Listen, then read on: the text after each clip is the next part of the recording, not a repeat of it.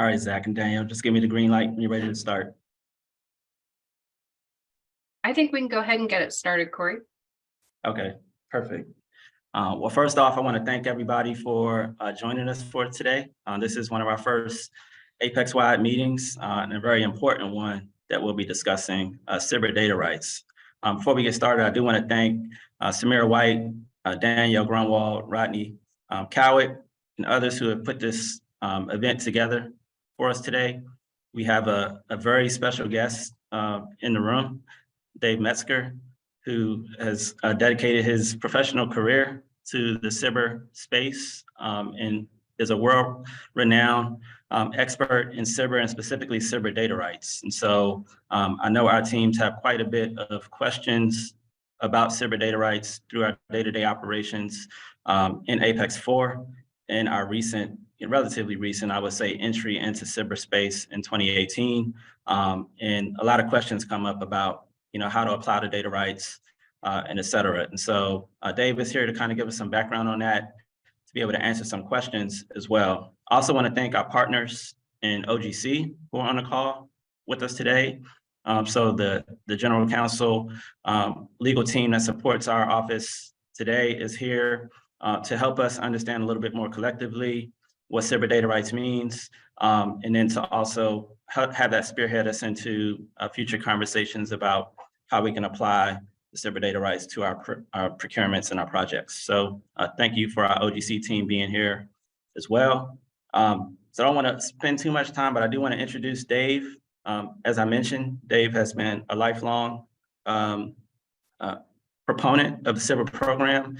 He's been instrumental in developing the laws on how cyber is enacted and continues to be focused on ensuring that cyber small businesses understand what their data rights are and how to best apply them to the circumstances to make themselves competitive in the marketplace. Dave is a retired partner of Arnold and Porter. He shares a couple of things in common with Rodney Cowitt. So Rodney is probably one of the most passionate people about cyber that I've ever met. And I would say Dave Metzger is certainly going to rival that with all of the experience and efforts that he's led as well. The other thing he shares in common with Rodney is that he's a Tibbetts Award winner. And that's a very prestigious award by the SBA that recognizes folks that are doing extremely important work for cyber, whether it's the customer agencies, contractors, or acquisition professionals. So Dave brings a wealth of knowledge, and we certainly are happy to have him here today to talk a little bit about the program and how we can apply data rights to our procurements. So with that, I will pass it off to Dave. Thank you, Corey, for those kind words. And on your screen are just a few of the agenda items that we're going to go through. We want to discuss what are data rights, what government phase 3 awards are, why protecting SBIR is important, to what agencies that applies, and when and how to mark SBIR data. So we have quite a bit of issues to get through. So buckle your seatbelts and put your trays in the upright and lock position, and let's take off. Next slide.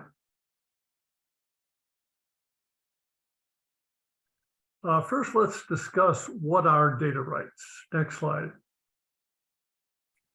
They grant the government first a non-exclusive royalty-free paid-up worldwide license. That means that the government has a license to make a limited use of the SBIR data you give to it, but it can't publicly disclose the data as long as the protection period remains in effect.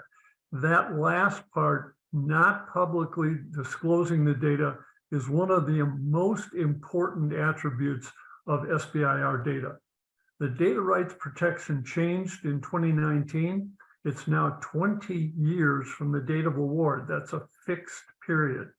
The SBA eliminated what was known as the rollover provision, which extended prior award protection periods to like 5 years after the Defense Department contract or 4 years after the end of the civilian contract.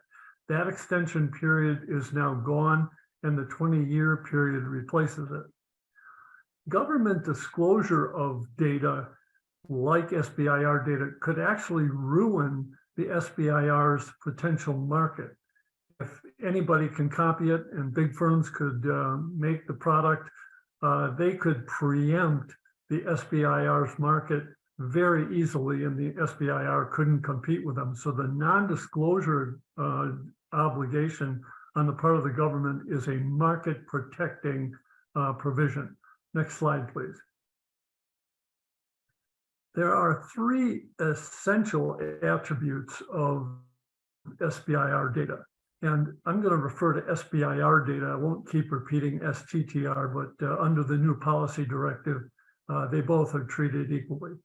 First of all, they are recorded information. That is, they're information reduced to writing. So SBIR data can be source code, sketches, drawings, formulas, equations, reports, any technical descriptions of the SBIR effort, and so forth. In a deliverable, the name of the firm, the address of the firm, etc., are not SBIR data. So all deliverables are going to have some SBIR data, some not, and we need to know how to address those, how to recognize them. First, they're reduced to writing. Second of all, they're technical in nature. General statements and non-technical data don't qualify as SBIR data. So I interpret that to mean something that abuts right up against science is probably going to be technical data, but more general statements are not. Next slide, please. And there was one other aspect to that, and that is SBIR data are generated under an SBIR funding agreement and are appropriately marked. Now, they have to be generated under an award that is defined as an SBIR funding agreement. That's a broad term for any type of contract, grant, or cooperative agreement or other contract or agreement that transfers money to the recipient. But notice they must also be appropriately marked to qualify as SBIR data. That's new under the new policy directive, and we're going to talk about marking later in this presentation. Proprietary data developed by the firm's own private expense are not SBIR data, and they should be appropriately marked with private confidential markings. Also, hardware is not SBIR, STTR data. I'm often asked, should we mark a black box if we deliver it to the government? And the answer is no, for two reasons. First of all, a black box is not recorded or written information. And second, it's visible to the naked eye, so it can't be subjected to the non-disclosure obligation. So for those reasons, hardware black boxes are not SBIR data and should not receive the marked legend. Don't mark, therefore, hardware of any kind as SBIR data. However, software in a black box can be SBIR data if generated under an SBIR funding agreement. Computer code is always considered technical and in writing. Even when it's inaccessible, when the black box is integrated, manipulated, or otherwise used. So as long as the code remains hidden when the program is run, then it remains SBIR data. Note that an agency receives only one seat for computer program data that you give it. It can't send the data around to all kinds of computer program to all of its employees and act as though it just got a free product from the SBIR firm.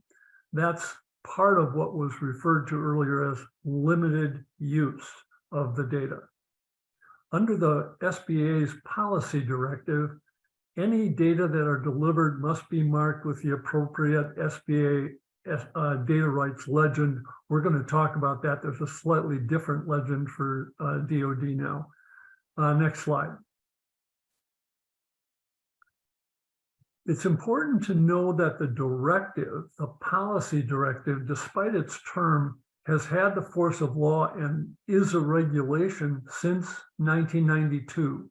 and it binds agencies by law. Some of the agencies look at the word policy and they think it's just something that's aspirational, it's guidance, but it's not law. That's not true. And when you hear that, then you as SBIR firm people need to become teachers and educate them that the new policy directive since 1992 has been issued pursuant to what we call notice and comment rulemaking. That's the type of making of a regulation or rule that resulted in the law that you pay taxes under. So I think that one has a binding effect. So the policy directive does too. Agencies can't change the law. They can't change the SBIR Act or the policy directive and all of its rules and regulations that govern SBIR. They also can't request firms to waive their SBIR data requirements. If that occurs, first of all, remind them that the law gives you that right and they can't change the law. Next slide, please. So we're going to discuss government phase 3 awards. The first question you might ask is why?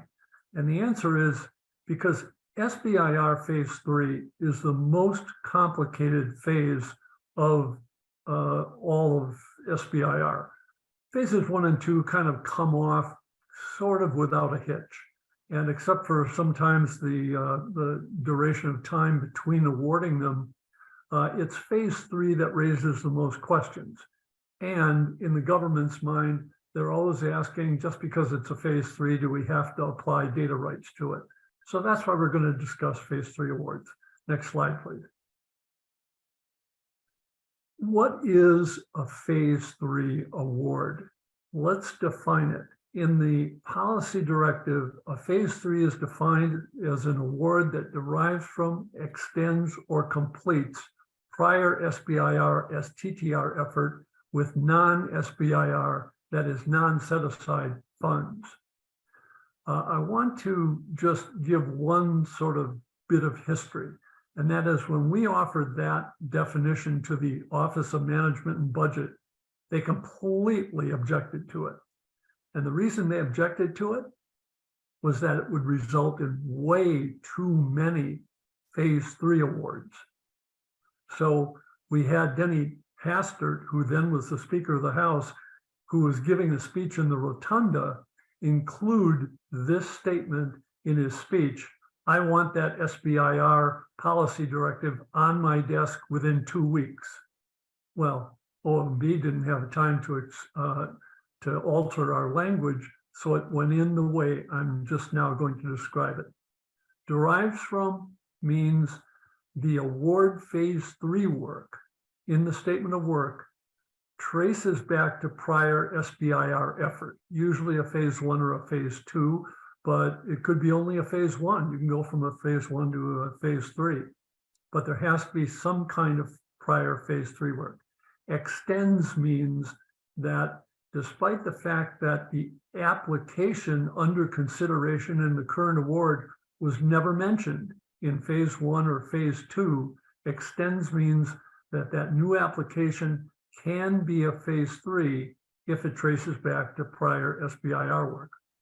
And completes refers to the process of commercializing the SBIR effort into some kind of product or design. Notice the word or. That means that any one of those 3, if they apply, any one is going to make it a phase 3. Next slide, please. Let's discuss why protecting SBIR data is important. Next slide, please. Phase 3 brings with it a whole list of benefits that you don't get from other programs. First, it's the right to award a phase 3 without competition. I like to say without competition. Here's a little bit of a lawyer's note. Sole source is the first exemption from competition under the FAR Part 6, that it has certain exceptions in it from competition. That's not the SBIR exception from competition.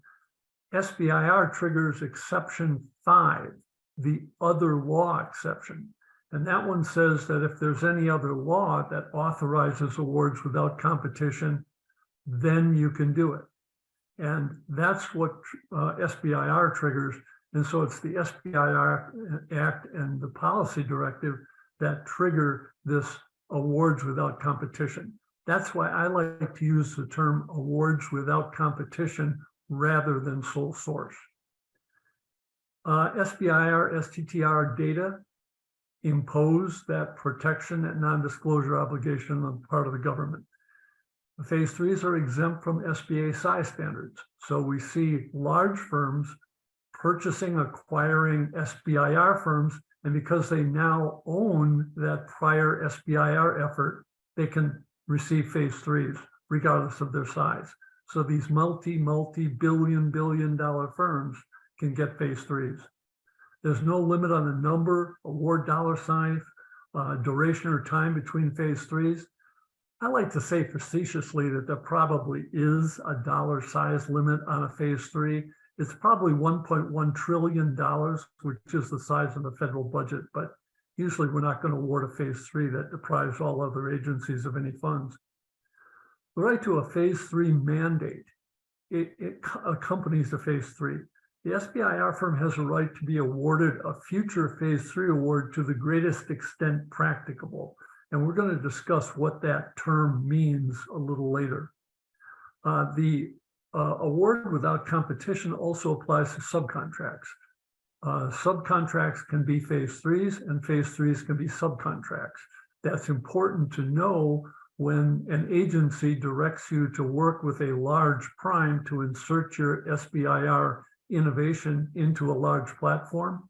That subcontract is going to be a phase three and must have the SBIR data rights clause in it.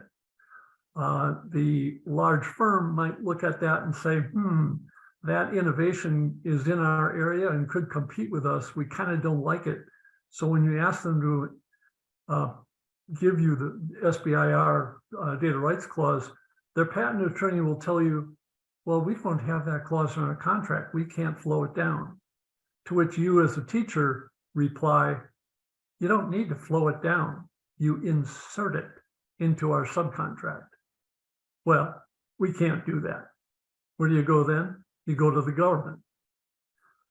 Sometimes the government will say, oh, we don't get involved in subcontract matters. To which your informed reply will be, you're already involved. You directed us to subcontract to this large firm. Help us out with these guys. So you need to know how to work through those issues. The ability to pursue research and development accompanies a phase three. You can do services, products, production, or any combination of those. I defy you to look at that last bullet and come up with something that those don't cover. Phase threes can be literally for anything. Next slide. Dave, can I interrupt you quickly? Sure. We had a couple of questions that came in that to see if you could address. Okay. The first one is data under the pre-May 2019 funding agreements protected for the earlier period or under the new 20-year period? The only contract that would be covered by the pre-2019 policy directive would be an award that was made during that period. That award could, which would have to precede May 2nd, 2019 on the award date, could qualify for the old data rights clauses and the rollover provision. But any award after May 2nd, 2019 is going to get the 20-year protection period. Okay.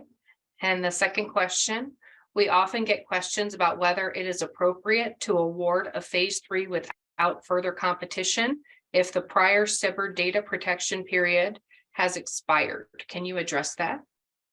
If you go back to the definition of a phase three, it has nothing, repeat, nothing to do with whether that prior phase three protection period expired. The definition is any award that derives from, extends, or completes prior SBIR SBIR effort and is funded with non-SBIR, that is non-set-aside funds. Nowhere in there do you hear that it's contingent on the prior protection periods, which may have expired. That also goes to why you can award a phase 3 at any time duration at all. Thank you. Okay, let's talk about to what agencies do the SBIR data rights apply. Next slide, please. Phase 3 awards can be made by any federal agency, even if that agency is not one of the 11 agencies that are SBIR program participants. So if you develop something for the Army and the EPA calls you up and says, hey, we'd like to use that, that looks pretty good, you can sell it to them as a phase 3, even though they're not an SBIR program participant. Federal agencies may enter into a phase 3 SBIR agreement at any time with a phase 1 or 2 awardee, regardless of the stage of completion. So literally, 1 hour into your phase 1, you qualify for a phase 3. I remind people of this because I don't see why agencies who want to continue an SBIR to a phase 3 wait until the final report of the phase 2 is issued. Why not start that phase 3 process later or in the middle of the phase 2 process and have it ready to go when that report comes in? Why create a delay? It takes time to develop a phase 3, and so use that time wisely while the firm is finishing up its phase 2. I will say that one of the most popular types of SBIR contracts are what is known as IDIQs, indefinite delivery, indefinite quantity contracts. That's a contract where you can award it as a phase 3 and then have a statement of work that basically is very simple. It says this award is made to advance and then give the title of the phase 3 under SBIR laws. And then a task order under that IDIQ general contract can be issued for every step of the way to final commercialization, from further research to research and development, to testing, to directing it to work with a major prime contractor, to final commercialization and even sale. Keep in mind, a sale of a phase 3 can be a sale of a product developed under phase 3 can be a phase 3. Example of that, those who are listening, I know, never fell off of an aircraft carrier because he wouldn't be listening. It's a fatal fall. And so a firm designed a nice surface. It's a non-skid surface to paint on the surface of aircraft carriers. Every single barrel they sold to the Navy was a phase 3. Okay, let's go to the next slide, please. Phase 3 commercialization has become a real important issue in the reauthorization of the SBIR Act. Commercializing work that derives from, extends, or completes an effort performed under a prior SBIR agreement is called commercialization. And that can include activities in the military, civilian, or private sectors. Commercialization isn't dependent on the sector. It can be for SBIR-derived products or services. And it can even be a continuation of R&D, which we normally associate with phase 2, but phase 3 can include more research and development, or any one of those things mentioned earlier. Increasingly, agency rules are requiring commercialization to a marketable product. That is because Congress, and some in Congress, are convinced that some SBIR firms only want to receive phase 1s and they don't want to do any commercialization. While I don't think that's largely true, that's the perception, and so it resulted in some changes to the new SBIR Act. And any business awarded a phase 1 or phase 2 or a successor in interest firm becomes eligible for phase threes. What's a successor in interest firm? A successor in interest can occur through an acquisition. So if a large firm buys an SBIR firm, acquires it, they are buying and now own prior SBIR effort. So they qualify for phase threes by virtue of that. They can also gain that status through novation. Now, the Anti-Transfer Act, a federal act, prohibits transfer of federal contracts, but you can do it by following a process in FAR Part 51 called the novation process. That lets the government know that you want to transfer the contract. The government approves it with a sort of a complicated agreement. And once that agreement is signed, you then can transfer the contract to another firm. That firm then has access to prior SBIR effort and can gain phase threes. Or you can even assign, that is sell SBIR data rights and part of your technology, or dead phase one, I call it, phase one that's over with, to another firm. And they would qualify because they now own prior SBIR effort. I would caution SBIR firms that selling parts or all of your SBIR technologies or even licensing them should be done carefully if you want to continue to stay in business and promote your SBIR technology so as not to create a large competitor, because that large competitor can outdo you in terms of rapidly creating the final product and marketing it. So be careful about assigning parts of your technology or a phase one when you keep the phase two. Be careful of all that so you don't create a competitor. The SBA Act now has restrictions and requirements on commercialization, and largely you cannot get over a certain amount of phase ones or phase twos without selling a certain amount of products, and those are contained in the new act. Next slide, please. If the award requirement for a phase three has been made a lot stricter in the new policy directive. And if pursuing phase three work is found to be practicable, then agencies are required to do it. Then you must award a non-competitive funding agreement to the SBIR firm. The cite to that in the directive is right there. It's in 4C7. It's interesting that to be practicable has a very, very narrow meaning. It's largely, is the small business still in business? Is it capable of performing? And is it willing to perform the phase three? That's largely limited inquiry to is it practicable? They have to consider the practicality of pursuing the work with the awardee, and is it available, capable, and willing to perform the work is the only thing that they can ask. If the phase three is determined not to be practicable, an agency has to provide SBA with a written rationale for that, and SBA can appeal it if the agency decides it's going to go with someone other than the SBIR firm. I caution you, most agencies won't do that because of the non-disclosure obligation. They would literally be asking the new firm to start over from scratch because they can't disclose any data to it. So that non-disclosure obligation kind of prevents them from actually doing that. And we very rarely see that, if ever. Go to the next slide, please.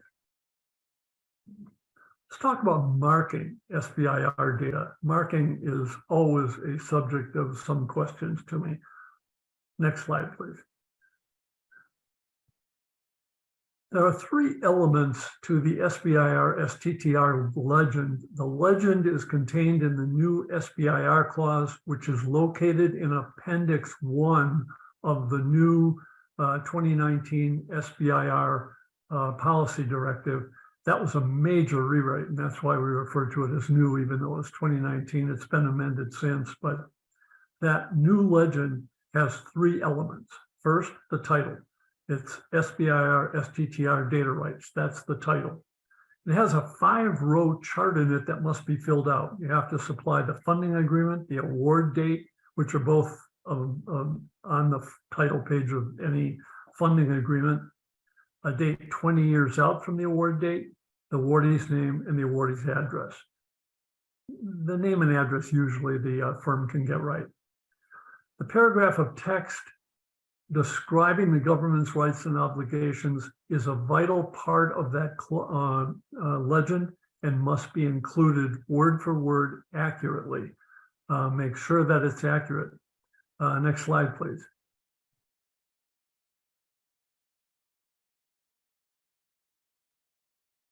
Marking refers to the process of affixing that 3-part legend to a document. Here come the magic words: accurate, completely, and in a filled out form. All agencies have now agreed to abandon the FAR and DFAR clauses and use SBA's new clause instead, which includes the 3-part legend.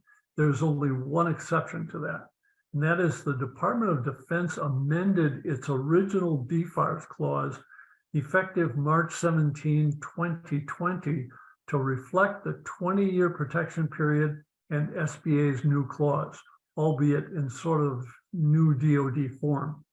The new DFARS 252.227-7018 clause is labeled, here comes an important word, a deviation. And whenever that clause is included in your contract, make sure that the word deviation is in that clause reference. If not, you're getting the old DFARS clause, which only gives you 5 years of protection after the end of the award. You don't want that. So get the 20 years and by ensuring that the 252.227-7018 clause has attached to it the word deviation. It's interesting that the 20-year protection period was the result of a big tussle with the agencies. The agencies only wanted that to be 12 years, which if you take a 10-year contract, that would be only 2 years after the contract expired. And so SBA wanted it to be at least 20 years, and it won that fight, but it had to give up the rollover provision. So now it's a 20-year fixed period. Next slide, please.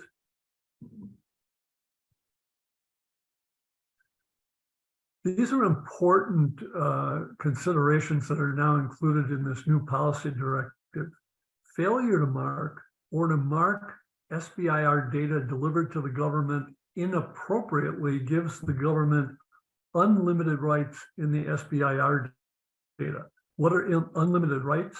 The government can include that data in a solicitation, can disclose it directly to commercial firms of any size, including your competitors. The SBIR firm's main competitors can use them for any purpose, even to develop a commercial product from them and sell it at Walmart. There's just no limit on what the government can do to a failure to affix that legend, that SBIR legend, to a deliverable, or to inappropriately market. You can imagine that the governments would love unlimited rights in your data. And so they're going to look over that legend very carefully to find out if you missed a comma, if you misspelled a word, and then they'll claim, aha, you marked it inappropriately, and they're off and running with your data. So make sure that there are no typos, that there are no idiosyncrasies in that legend you affix to your deliverable. Awardees have 6 months to correct inappropriate or failed markings, but don't forget the government retains unlimited rights to the data until it's corrected. Here's a valuable tip, or at least I think it's valuable. If you find that your data was inappropriately marked or you failed to mark it, don't alert the government to that. Don't write them and tell them that. Don't call them. Fix it and then resubmit it so that the government can say, oh, you know, it's going to take them a few days to fix that. We'll get this solicitation out in a hurry, or we'll disclose this to, you know, a large firm and they can do it. They have that right in the face of an inappropriate or failed marking. So don't give the government notice that that happened. Now, appropriately marking turns the tables completely. We've been talking about inappropriate or failed markings, but appropriately marking your SBIR data, the data constitute trade secrets, and they're covered by the Federal Trade Secrets Act. The lawyer's reference is 18 U.S.C. Section 1905. The lawyers in the crowd will recognize 18 U.S.C. as the Federal Criminal Code. That's the part of the code that gives you the electric chair if you shoot a federal marshal. And it makes it a felony for a federal official to disclose such data, and it's punishable by not more than 1 year in prison or not to exceed $100,000 per disclosure. And that could be an and. You get both thrown at you as a government official. That $100,000 comes out of the official's own pocket. So you will find that when you have appropriately marked your data, it's not likely to be disclosed. One short story, if you don't mind me telling a war story.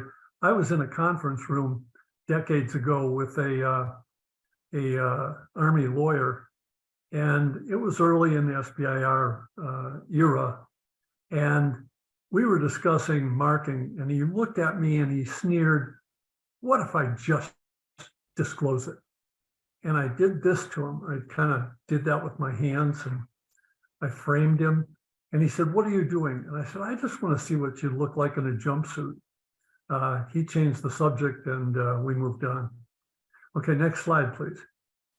Dave, can I interrupt you again with a couple of questions? Sure can. All right. The first one is, what resources are available to small business concerns to assist them with marking their data? We often have businesses who do not know how to properly market, so they end up waiving their data rights. Okay, got to know how to fix your data. The main resource is Appendix 1 of the SBIR policy directive. Now, you don't need to sleep with the policy directive under your pillow like I do, but you should have it available so that you can resort to it and read that one section, Appendix 1, and in there is the legend. You can copy it right out of there, and you can get that clause, that policy directive, online at SBA. So that's a great resource. Go to SBA, hunt up the policy directive, go to Appendix 1, and simply copy it. Don't copy it for the DOD clause. You've got to copy that out of the DFARS clause because DOD changed that legend a little bit. But another resource for instructions on marking that goes into a little more detail than I'm doing so here is a 15-minute tutorial on the SBA's website. And that tutorial is how to mark SBIR data. It is put on by a person fairly familiar to you. He's talking.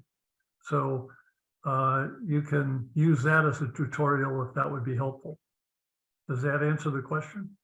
Yes, thank you. And then we have a couple more. Okay. Would a direct award phase 3 be appropriate to a firm that has completed commercialization of its technology, i.e. there is no further development, simply sales or use? So away from the marking and a whole separate question. Absolutely, it would be. Let's take a hypothetical. Let's say you develop a targeting technology for the Aegis cruiser, and the destroyer comes to you, and that Department of the Navy says, "We'd like that similar technology. I know it's working on the Aegis, but we'd like it adapted to our destroyer and its slightly different targeting techniques. Can you do that?" Absolutely. That would be the subject of a phase 3. What's that doing? It's extending the phase 3 to a different application. So not only can you commercialize and sell that, but you can continue to do new applications and different markets, different versions of it continually. And in fact, that's the value of the SBIR market. Thank you. And then circling back to some data rights, We have heard some firms state that they want to support the warfighter or the country, and they want their data to be plug and play, interoperable, etc. And they intentionally want the government to have unlimited rights. Provided we have informed them of the impact, is it appropriate to continue with awarding a direct award phase 3 if the company insists on not protecting its SBIR data rights? I'm not sure how that question is worded, but let me state positively. A firm should never agree to give up its SBIR data rights. Now, the government doesn't like SBIR data right restrictions of the type we've been talking about. Why? Well, because they really want the flexibility to do things with their people that the phase 3 firm can do. So the answer to that is, rather than give you plug and play data, why don't you give us a broad contract, an IDIQ, and issue task orders and tell us what you'd like to do with that data, and let's advance it in a way that gets it done. The firm that developed that data, that is developing that innovation, is the best source for advancing that to a product, to a usable platform, to any usable design or service. So I would say never give up your SBIR data. Why? We talked about it earlier. There goes your market. You've just given up your entire SBIR market. And if that product has a multi-$100 million market, you just lost it. Think of what that would mean when you try and sell your firm. You get a $25 offer instead of a $25 million offer or better. So giving up your market just because federal officials ask you to do that is not advisable ever. Thank you. And one more. Can you expand on the licensing of SBIR data? Yes. The government retains a non-exclusive license because the SBIR firm can further license its data. Couple of points on that. If you license your data to a prime contractor to use to help integrate it into their much larger platform, I mentioned the Aegis cruiser, could be a tank, could be a submarine, could be anything, they need to be able to access the data and review it and use it. What you want to do is have a lawyer draw that license up and strictly restrict that license, that right to use. Think of your driver's license as the right to use a public road. The right to use your data strictly limited to the performance of their contract, and they can't use it for any other purpose. That is, they can't grab it and run with it and develop a product from it that you could have developed. So it's you, meaning the small business firm. So it's important to remember that licensing is a right to use, but it should be strictly limited in legal terms. And I like to advise to include liquidated damages from that. That's not a bucket of water if they violate the contract. Liquidated damages means a predetermined $100 million payment to us if you violate this agreement. The large firm will probably try and bargain that down to $1 million, but a hefty fine if they violate that license agreement. We're talking about protecting your market while you're giving someone access to your important data. That's called licensing it, and it should be done extremely carefully and under a carefully drafted agreement. We have a late breaking question as well, Dave, if you don't mind one more. Okay. How detailed is the SBIR legend paragraph? For instance, for a SBIR phase 3, does it need to tie back to a previous phase final report? It doesn't tie back to any reports. It is a pre-written paragraph that you put in verbatim. So you don't change it, you don't adapt it, you don't do any changing to it. It simply is inserted as it's stated in the SBA's clause, which is located at Appendix 1 of the policy directive, or in the DFARS clause deviation, where it is also set forth. And you need to copy that paragraph verbatim from the appropriate source.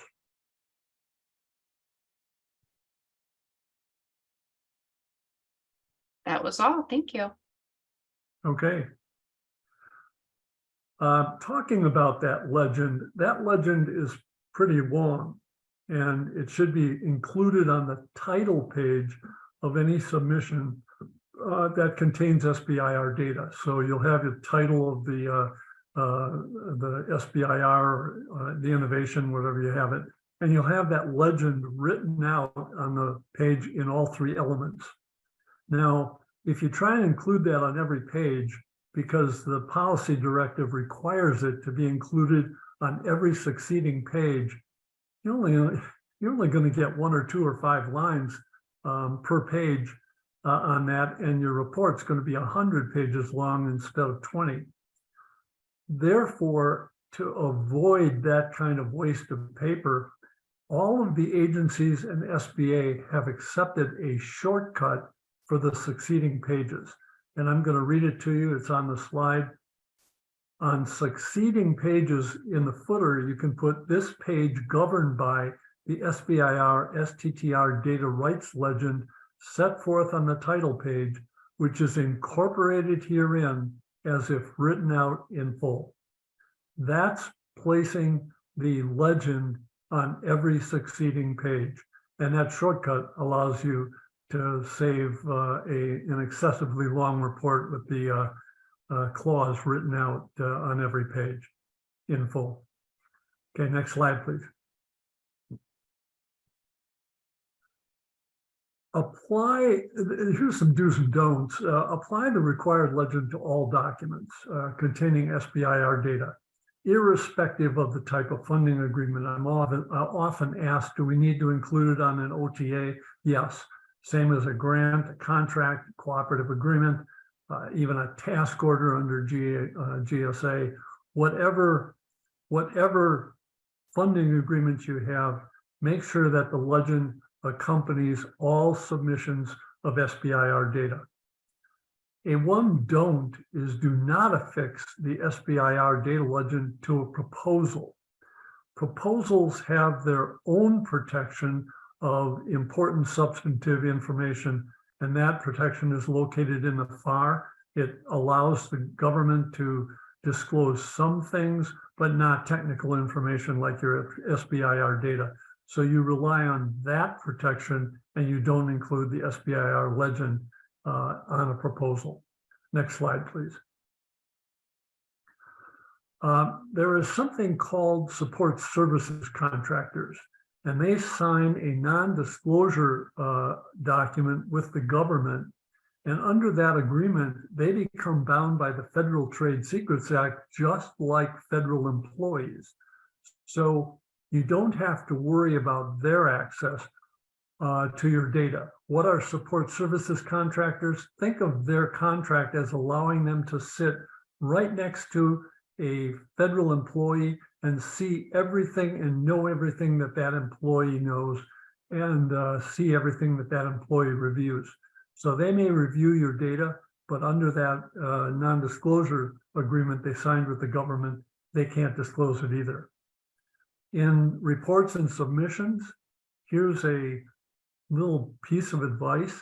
Submit as little SBIR data as possible to be consistent with the award terms.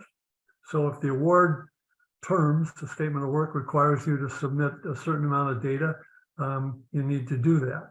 But I caution higher-ups in SBIR firms not to let the engineers draft the reports to the government, the phase 1 report or the phase 2 final report, because they tend to like to brag about all the data that they developed.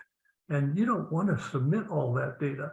Everything you can withhold from the government means they don't have the whole story. And so they couldn't possibly replicate your invention, even if they wanted to, because they don't have all the know-how that you kept at your disposal. So the government can't disclose what it doesn't know. Therefore, don't splatter your report unnecessarily with SBIR data. And above all, don't voluntarily disclose your SBIR data outside of the government without a non-disclosure agreement. That technically will absolve the government, release the government from its non-disclosure obligation. And so I say watch PowerPoint presentations to the government. When you get there with your PowerPoint presentation and you have your SBIR legend on the front page of that PowerPoint presentation, you have to be sure that all the attendees, both online and offline in person, are federal employees or the special services contractors, and not someone from, say, a large prime that they want to get educated to your invention. Disclosing that data in the presence of the government to a non-federal employee could compromise that data, and the government could conclude in a letter to you, we're sorry, you disclosed all of your data in that PowerPoint presentation, and we're now going to release it publicly. So you can't voluntarily disclose your data to the public and then expect the government to honor a non-disclosure obligation. So don't do it voluntarily and don't do it inadvertently. Preserve your data at all costs. Next slide.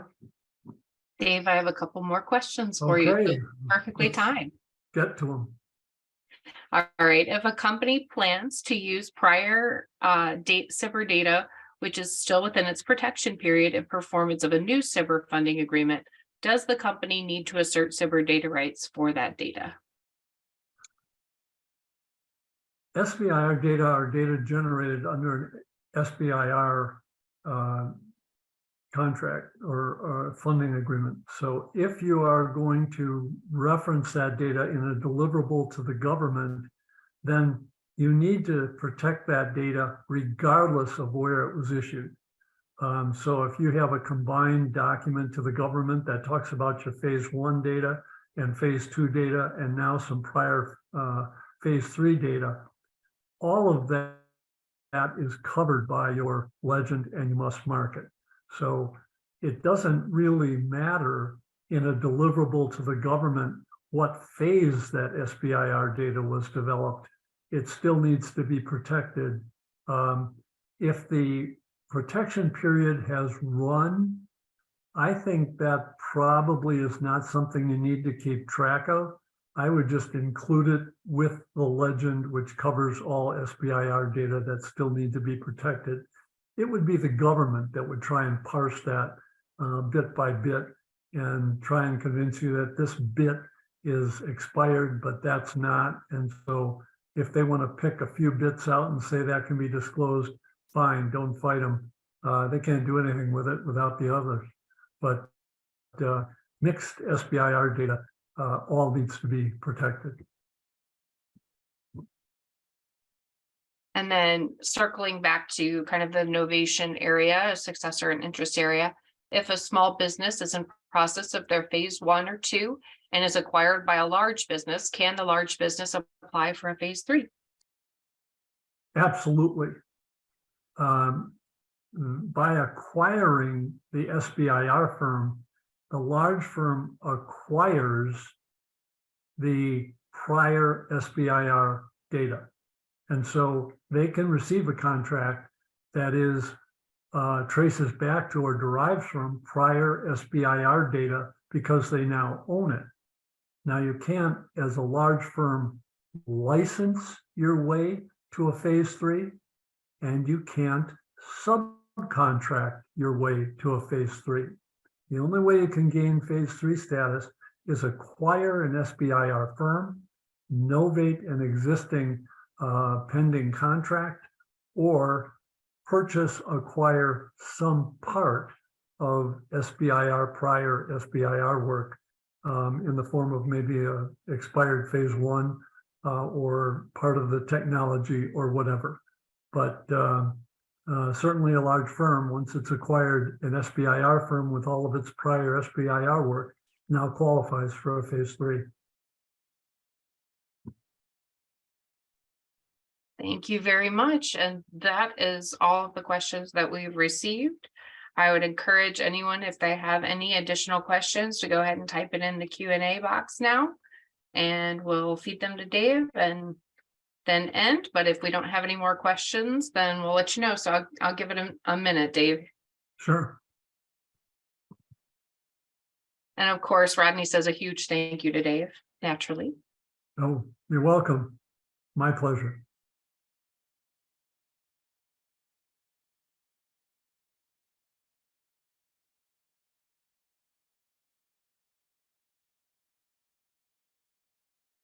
Any other questions or comments? Can we get a copy of the slides? Yes, of course.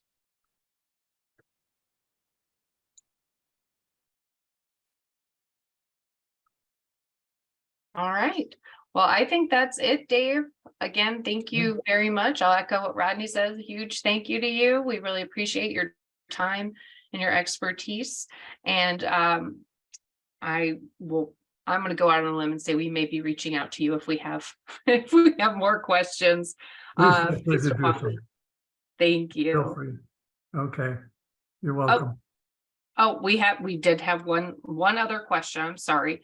If a Okay. company discovered a SBIR they owned due to prior acquisition, are they eligible for a phase 3, even if a similar solution is available in the commercial marketplace? The answer is yes. The government may consider the other option, which is not an SBIR option, instead of the phase 3. So it would be vital in such a case with competing products out there to extol, that is kind of advertise the major advantages of your phase 3 potential, the innovation that is subject of the SBIR to the government and why it's preferable. And we see that quite a bit. Some of these innovations are, they bump up right against other products and approaches, and the SBIR firm has got to develop capabilities that are available only from it and are a big advantage to the government.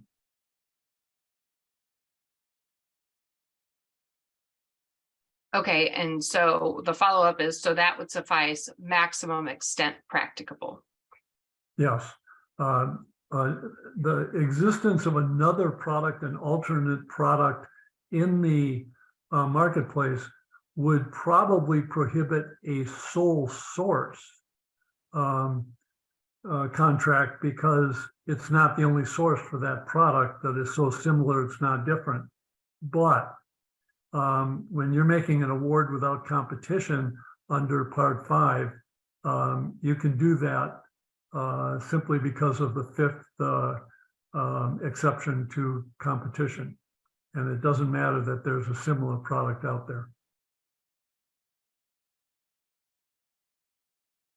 Okay, and then looks like one more question continues, extends, includes work performed in phase 3s. How far award from the phase 1, 2 can you go with each phase 3 subsequent to that? How far can you go? It's unlimited. Once you have a phase 1, you qualify for a phase 3, and you can skip phase 2, go straight to a phase 3 if the government wants to do that. It can do its research and development under the phase 3. Like I said, that could be an IDIQ contract, and you can continue it indefinitely.